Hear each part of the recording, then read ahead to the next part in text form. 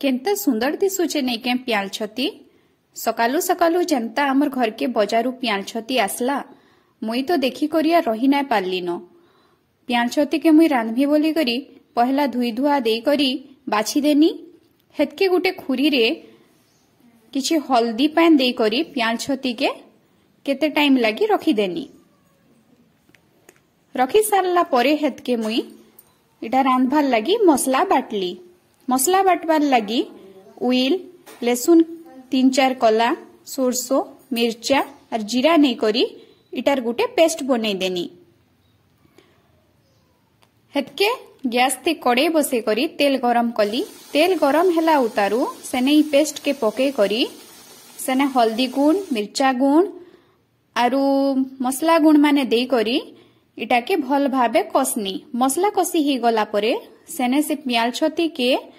चिपड़ी करी पके देनी पके सारला परे सेटा के घाटी घुटा करी थाली गुटे थी टापी देनी 5-10 मिनिट गला परे मीडियम टू लो फ्लेम रे इटा के रांधबे 5-10 मिनिट गला परे हेतके इटा के काढ़ी करी फेर घें घाटबे